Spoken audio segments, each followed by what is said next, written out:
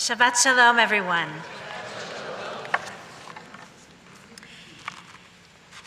As we sift through the news of the day, we tend to put people and neighborhoods and even entire countries into categories. Good guys, bad guys. People like me, people not like me. People who think, do, believe, act as I do, and people who don't. It's probably a survival mechanism. Over millennia, the Jewish people has developed a heightened ability to recognize cruelty on the rise. We are said to be the canary in the coal mine, the conscience for humanity, a fence for the world. When we sense something is wrong, it often is, but not always. Not every fear is a matter of fact. Avraham learns this the hard way, and our parasha tells the tale. When Avraham and Sarah approach the border of Gerar, literally a strange territory, there they feel themselves to be strangers. As they had been in Egypt, Abraham presumes that he is entering into another godless place. So he falls back on that "she is my sister" gambit, which saved him from Pharaoh in Egypt. But here he misjudges Avimelech. He misjudges the entire kingdom of Gerar. Abraham's sixth sense was in overdrive. His cynicism got the best of him and did more harm than good. When Avimelech confronts Abraham, saying, "Why did you do this?" Abraham answers, "Vayomer Avraham ki amarti rak ein yirat Elohim b'makom hazeh." I thought to myself, surely there is no fear of God in this place at all.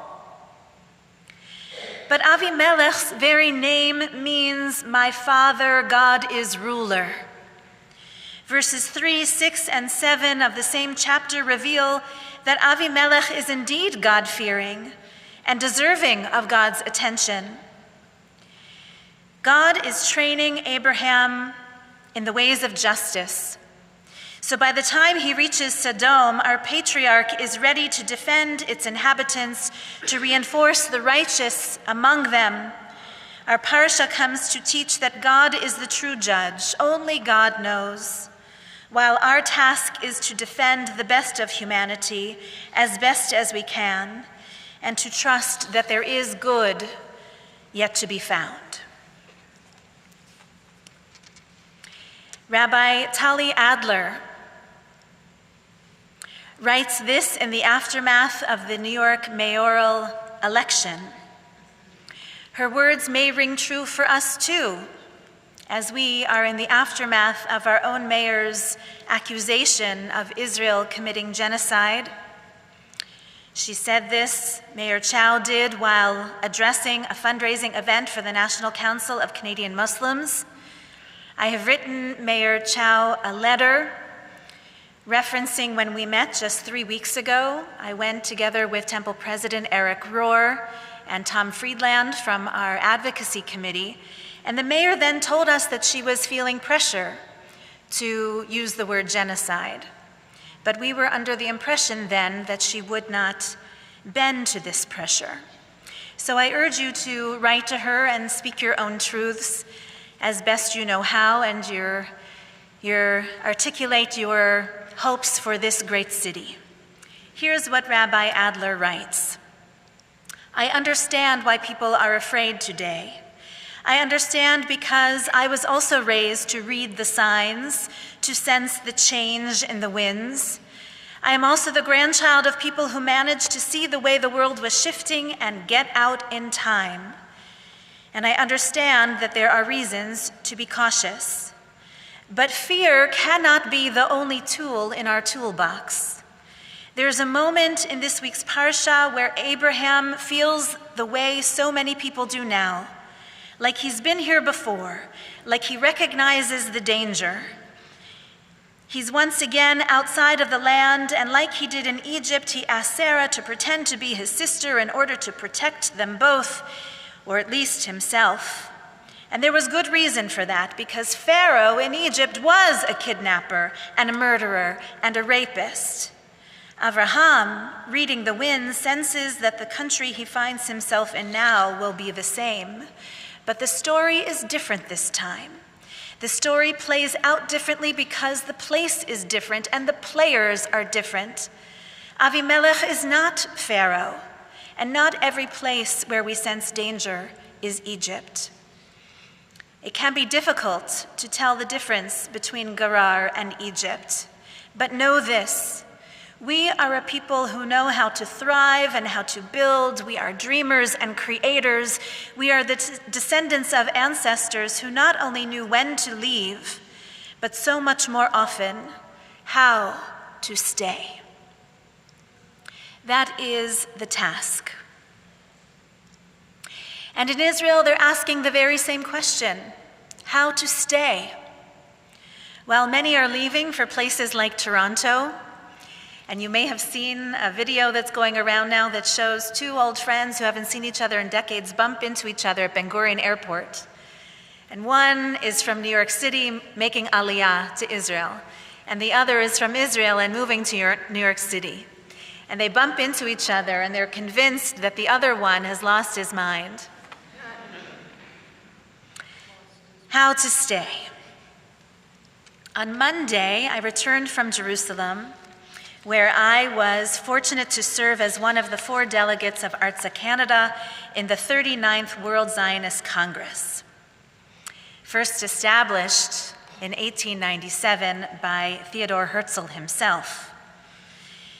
Whenever I have traveled to Israel since October 7th, people ask, "Are you afraid?"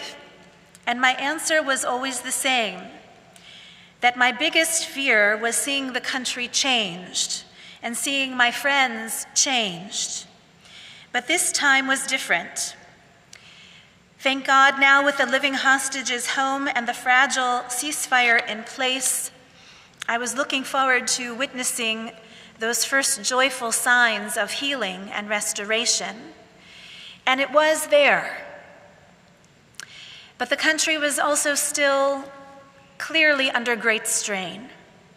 People admitted to me freely, yes, we can breathe again, but they were also quick to remind me that it will take a generation to really heal from the wounds of October 7th. In conversations with mothers my age, the answer to the question, "How are you?" was answered with an account of where their grown children are, whether still in the army or finally out of the army or on their way into the army.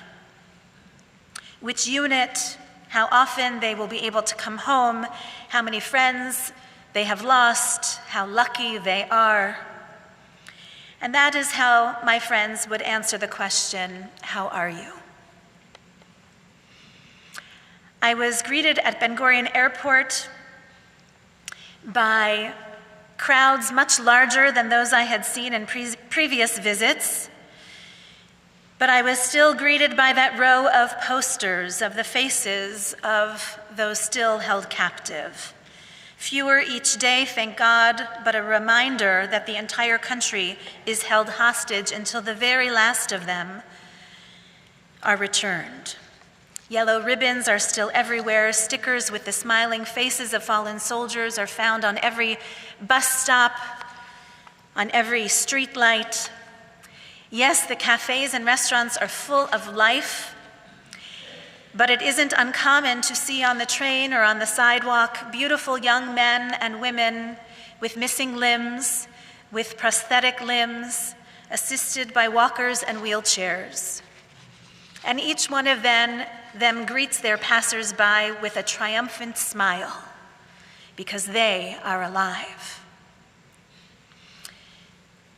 I heard stories of this greatest generation, the most courageous that Israel has ever known. And all of that was looming in the background when we gathered for the 39th Congress.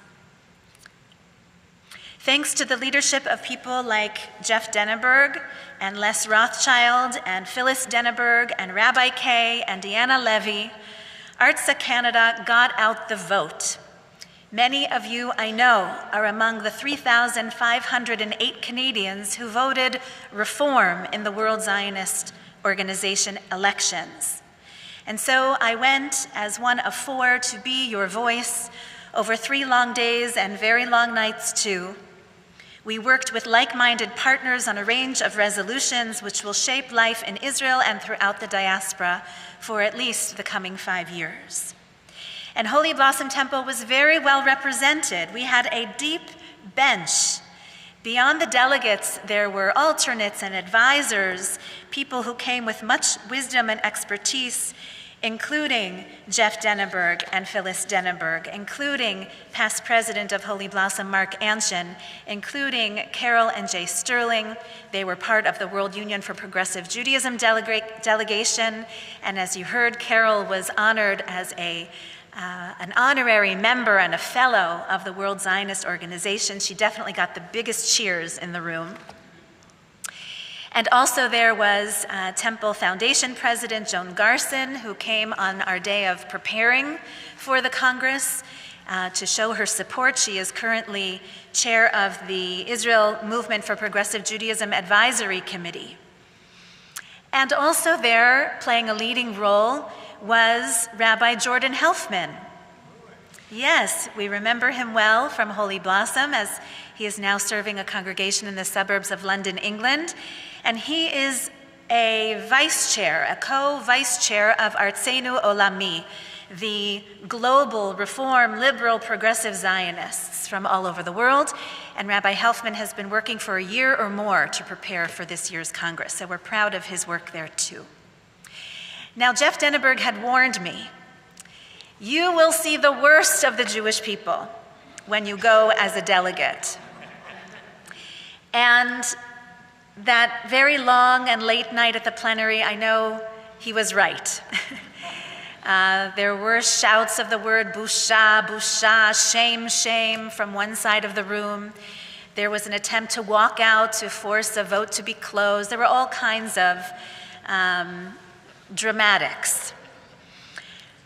But for the most part, I really did see, and I don't think it's just my optimist, rose-colored glasses kind of way of seeing the Jewish people.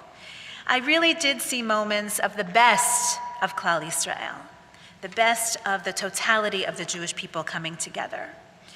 Congress brings delegates from every stream of Judaism, from every part of the world, from Haredi to secular, from right to left. It is a very rare space where we all meet as equals to debate and disagree, to make concessions, and to vote on resolutions that express our values. In addition to debating policy, the Congress determines the balance of power and key leadership roles within the World Zionist Organization for the next 5 years, based on a negotiated coalition agreement between ideological blocs. Artseinu, the Reform Zionists, and other liberal-leaning Zionist movements work tirelessly to ensure that Zionism remains democratic, pluralistic, and inclusive. And we work to ensure that the stage is set for those billions of dollars raised from the Jewish people all over the world will be allocated to support democratic, pluralistic, and inclusive initiatives. So what were some of our wins? I'll be very concrete. The Congress was evenly split between right and left-leaning parties, so nothing was guaranteed. We were surprised then to see that we really swept through these resolutions, sometimes by small margins and sometimes by a vast majority of votes. Some of the highlights. We stopped funding for new settlements in Gaza. We won equal government protection for Reform and other liberal synagogues in Israel. Remember earlier this year, our sister congregation in Ra'anana was attacked by their Orthodox neighbors on Yom HaZikaron. There was the establishment of a commission of inquiry, an immediate inquiry to investigate the events of October 7th, where the government fell down and where the IDF fell down. We voted to create a national mental health task force for victims of terror and soldiers. I heard many times in the last week about the 24/7 suicide watch that is in place for many survivors and many returning soldiers. We voted to expand youth movements in Israel and throughout the diaspora. We voted for the expansion of Hebrew learning throughout the diaspora. We halted settlement expansion in the area known as E1, keeping open a path to a future two-state solution. We supported a call for equitable military draft for all Israelis, and I'll speak of that in a moment. And we voted to increase the access to the egalitarian section of the Western Wall. We voted to strengthen civil society and pluralism, support for Holocaust survivors, and we also blocked proposals that would extend Israeli control over the Temple Mount and into the West Bank. We blocked the use of communal funds to support Christian Zionist groups. These are just a few of the headlines. Together, these resolutions position the progressive movement, liberal Zionism, not as something on the margins, but rather something in the mainstream, a moral voice for our Zionism. Not a niche faction, but a movement helping to define the global Jewish agenda with equality, democracy, and accountability. So I'll share one story that came out of the committee work. That's where you really roll up your sleeves and you work on the resolutions, and there are concessions and there's wordsmithing between representatives of the different delegations. So the committee that I served on was to look at resolutions having to do with pluralism and peoplehood. And one of them, which I mentioned, was calling for Haredi conscription and or national service. Not that they need to necessarily go to the front lines, but that they would provide civil service, if not combat service with the IDF. And the vice chair of our committee was a Haredi rabbi from Montreal. I never met him before. And he took the chair's prerogative to open the conversation with a bit of a drasha that he had prepared. And I held my breath, to be honest. Like Abraham from our portion, I misjudged this rabbi.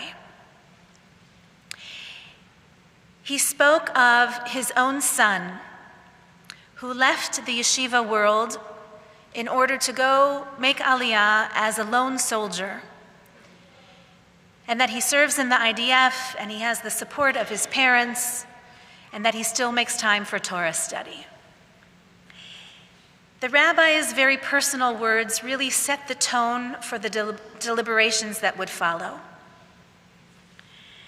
And so our committee, after a fair bit of time on wordsmithing, decided together that we would support the resolution for Haredi conscription.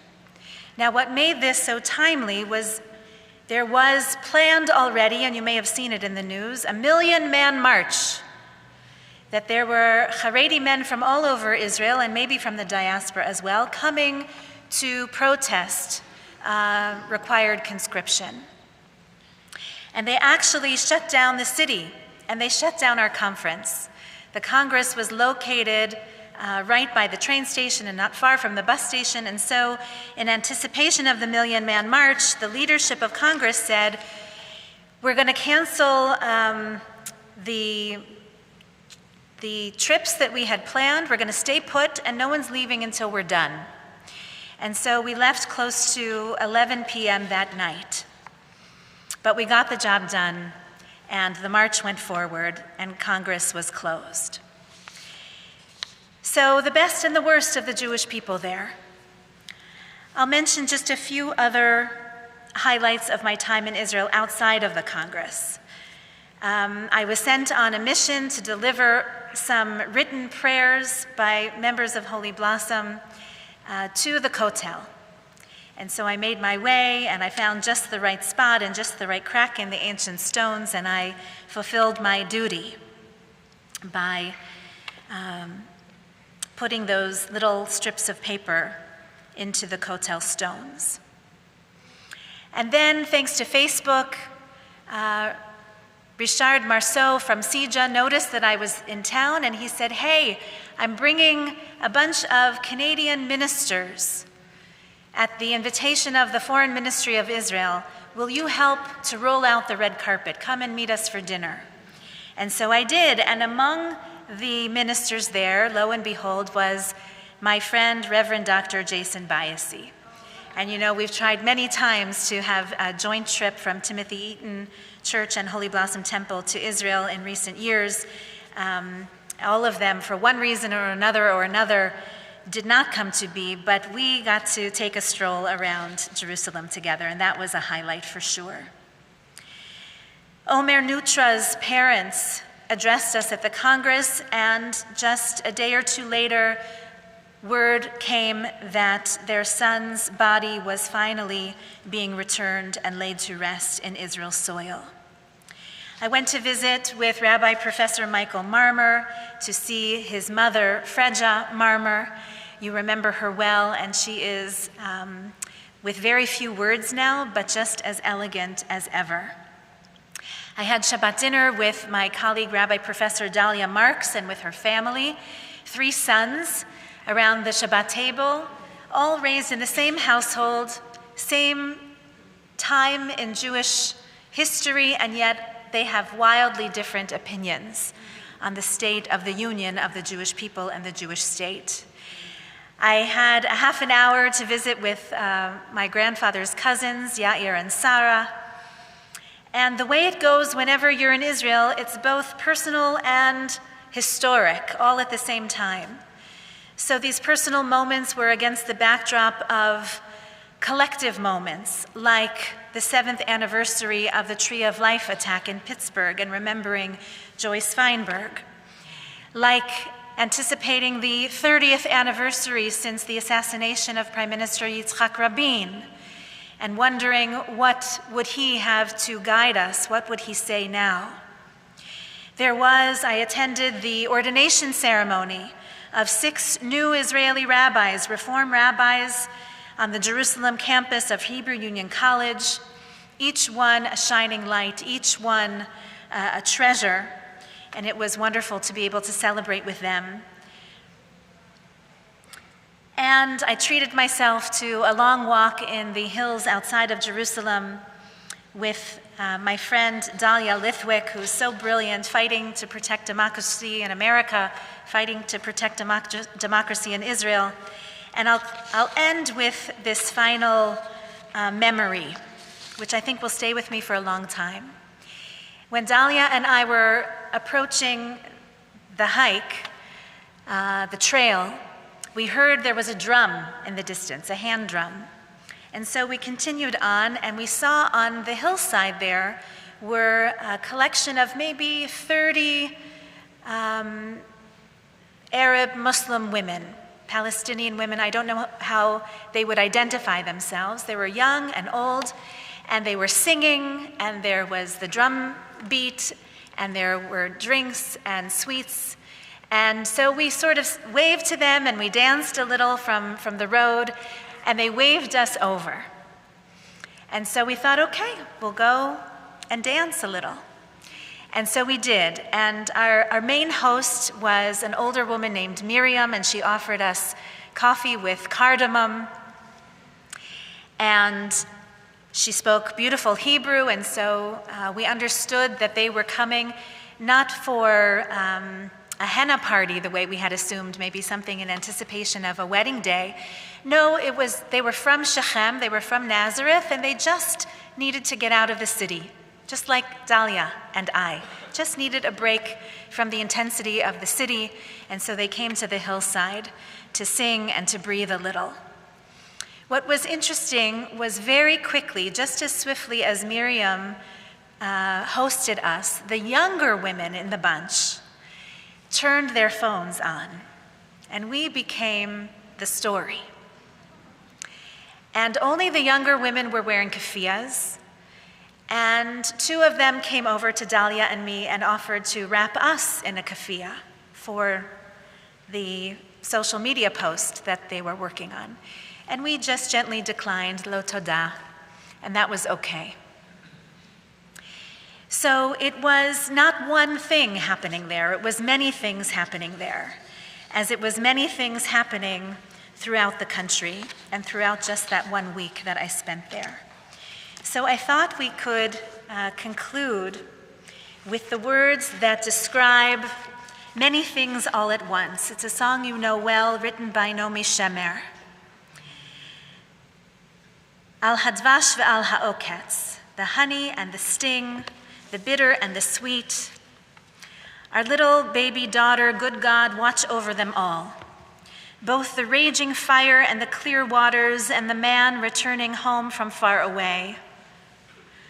My God, watch over this house, this garden, this protective wall.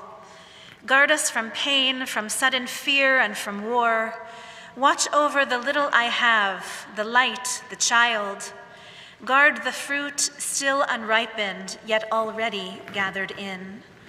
Al kol elah, all these things, all these, good God, please preserve them all, both the honey and the stinger, both the bitter and the sweet. Please do not uproot what has been planted, and do not forget hatikva. Do not forget the hope. Bring me back. Let me return again and again to this good land.